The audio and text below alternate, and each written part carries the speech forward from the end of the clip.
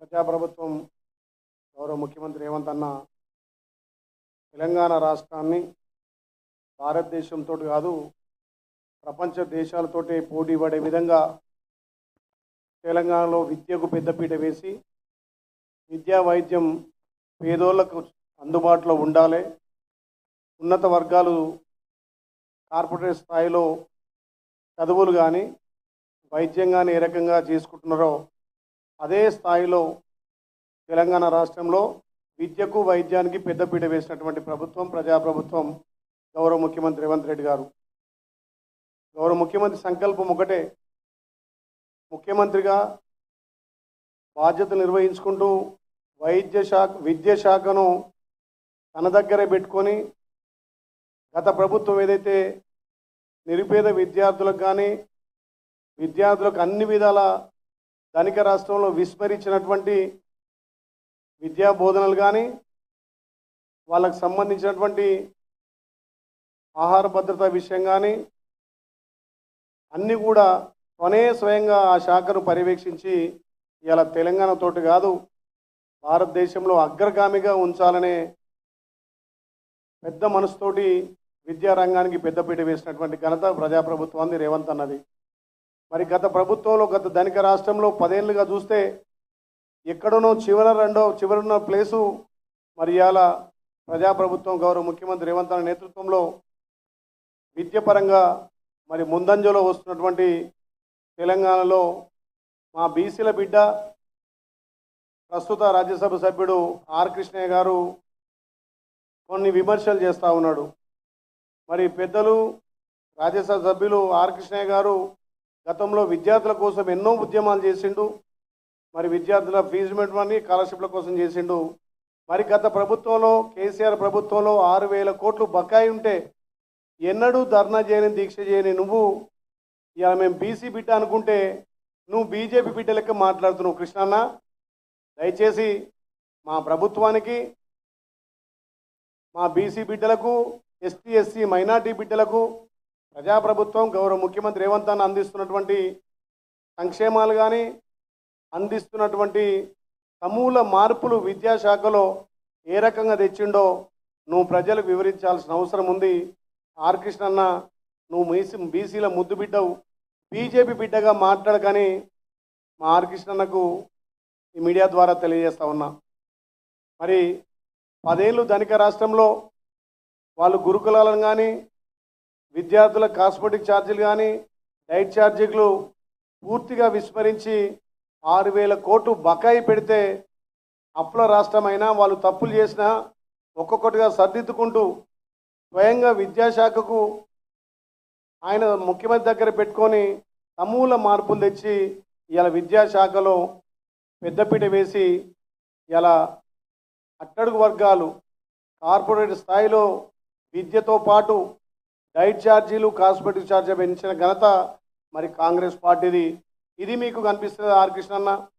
ఇప్పటికైనా మా ప్రభుత్వానికి సహకరించి సూచనలు సలహాలు చేస్తే బాగుంటుందని చెప్పి మీడియా ద్వారా తెలియజేస్తా ఉన్నా. ఏదైతే ఫీజు రిమెంట్మెంట్ సంబంధించి మా ప్రభుత్వం ప్రైవేట్ కళాశాలలకు ఫీజులు వసూలు చేయొద్దు, ప్రభుత్వమే చెల్లిస్తుందని చెప్పి జీవో 9 తీసుకొచ్చి మరి జీవో 9 ద్వారా నిధులను విడుదల చేయాలని ప్రభుత్వం సూచిస్తే మరి ప్రస్తుతం అది కోర్టులో నిలుపుదల ఉంది కాబట్టి కోర్టులో ఉన్నటువంటి అంశం మీకు తెలిసిందే కదా. మరి దాని మీద మీరు ఎందుకు రాజకీయం చేస్తారో మీరు అర్థం చేసుకోవాల్సిన అవసరం ఉంది. ఈ ఏడాది ఈ ప్రజాప్రభుత్వం ఆగస్టు వరకు తప్పకుండా ఈ ఏడాది సంబంధించినటువంటి ఫీజు రిమెంట్మెంట్ కూడా చెల్లిస్తామని చెప్పి ప్రభుత్వం మాట ఇచ్చింది. అది కూడా ప్రజలు గమనించాల్సిందిగా విజ్ఞప్తి చేస్తూ ఉన్నాం. 2026-2027 సంవత్సరానికి కొత్త మార్గదర్శకాలు జారీ చేసింది ప్రభుత్వం. అంటే పేదల కోసం ఈ ప్రభుత్వం ఏ రకంగా ముందుకు పోతుంది, విద్యలో సమూల మార్పులు తెచ్చి మంచి నాణ్యమైన విద్య అందించట్లో ఈ ప్రభుత్వం ముందుకు పోతుంది. కళాశాలలకు కాకుండా నేరుగా ఈ పాస్ పోస్టల్ ద్వారా ఈ నిధులను విడుదల చేసి నేరుగా విద్యార్థుల బ్యాంకుల ఖాతాలోకే, అంటే యాజమాన్యం కాదు, విద్యార్థుల ఖాతాలకు నేరుగా జమ చేయాలని చెప్పి ఈ ప్రభుత్వం చూస్తూ ఉంది. మరి గత ప్రభుత్వం కేసీఆర్ గారు 9.5 సంవత్సరాల పాలనలో ధనిక రాష్ట్రాన్ని అప్పులు చేసి 8,20,000 కోట్లు అప్పు చేసి మా నెత్తి మీద భారం పెట్టిపోయిన విద్యార్థుల కోసం ఎక్కడ కూడా తగ్గకుండా ఇలా అన్ని సదుపాయాలు కల్పిస్తున్నటువంటి ఘనత ఈ ప్రజాప్రభుత్వాన్ని. గతంలో ఉద్యోగులకు 20 తారీఖు దాకా జీతాలు ఇవ్వపోయేది ధనిక రాష్ట్రంలో. మరి వాళ్ళు అప్పులు చేసినా వాళ్ళు తప్పులు చేసినా ఇలా ఉద్యోగులకు మొదటి రోజే ఉద్యోగ జీతాల భత్యాలు ఇస్తున్నాం. ఇది ప్రజాప్రభుత్వం. ఇలా పేదలు, బడుగు బలహీన వర్గాలు, మైనార్టీలు, పేద వర్గాల పిల్లలకు కూడా నాణ్యమైన విద్య అందించాలనే లక్ష్యంతో మా గౌరవ ముఖ్యమంత్రి రేవంత్ అన్న పనిచేస్తున్నాడు. తెలంగాణలో సంక్షేమ హాస్టల్లో చదువుతున్న పిల్లలకు భోజనం డైట్ ఛార్జీలు గతంలో పెంచకపోతే 40% డైట్ ఛార్జీ పెంచింది. మరి ఆర్ కృష్ణ కనిపిస్తలేదా? కాస్మెటిక్ ఛార్జీలు కనీవెని ఎరిగిన రీతిలో 200% పెంచినాం కదా. ఇది ప్రజాప్రభుత్వం. ఇది పేద విద్యార్థుల కోసం ఉన్నతంగా వాళ్ళకు పెద్దపీట వేసింది. మరి మీరు గుర్తు చేయాలి. ఇవాళ తెలంగాణలో విద్యను సమూలంగా మార్పులు తెచ్చి 105 నియోజకవర్గాలకు ఇంటిగ్రేటెడ్ స్కూల్ సుమారు 200 కోట్లతోటి 105 స్కూళ్ళకి ఇస్తే 84 స్కూళ్ళు ఇవాళ పురోగతిలో ఉన్నాయి. ఇంత పెద్ద ఎత్తున విద్యలో మార్పు తెచ్చినాం. మరి తెలంగాణ భారతదేశంతో కాదు ప్రపంచ దేశాలతోటి పోటీ పడే విధంగా ఇలా మా గౌరవ ముఖ్యమంత్రి విద్యాశాఖ మీద దృష్టి పెట్టిండు.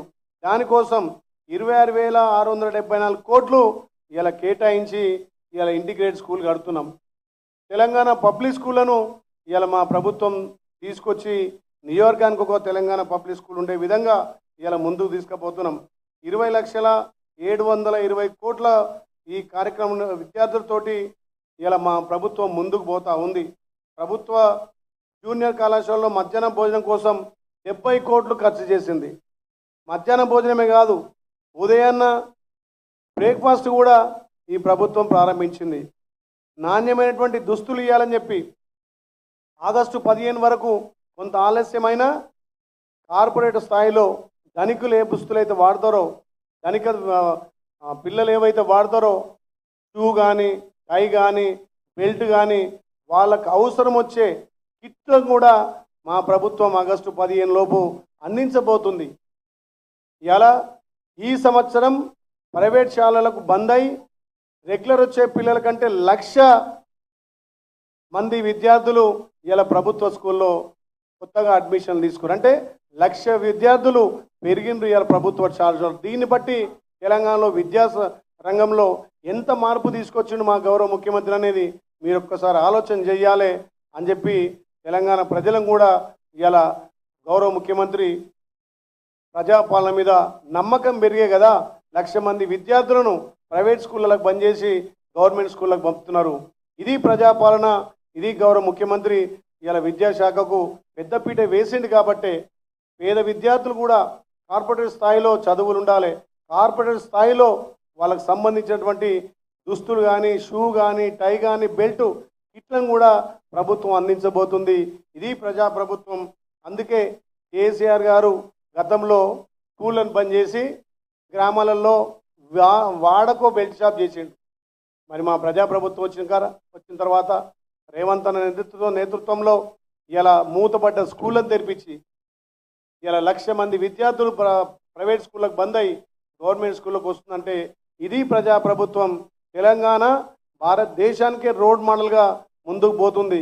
గతంలో చివరి నుంచి 2వ ప్లేస్లో ఉండే తెలంగాణ అలాంటిది ఇలా పైకి ఎదుర్కొంటూ ఇలా 15వ స్థాయికి వచ్చిందంటే విద్య మీద మా ప్రభుత్వం ఎంత ముందు చూపుతోటి ఖర్చు చేస్తుందో తెలుసుకోవాల్సిన అవసరం. కాబట్టి మా బీసీల ముద్దుబిడ్డ రాజ్యసభ సభ్యుడు ఆర్ కృష్ణన్న ఈ ప్రభుత్వానికి సూచనలు సలహాలు ఇవ్వండి. నువ్వు బీసీ బిడ్డవు, బీజేపీ బిడ్డవు కాదని చెప్పి మళ్ళొక్కసారి తెలియజేస్తూ ఈ ప్రజాప్రభుత్వం విద్యకు వైద్యానికి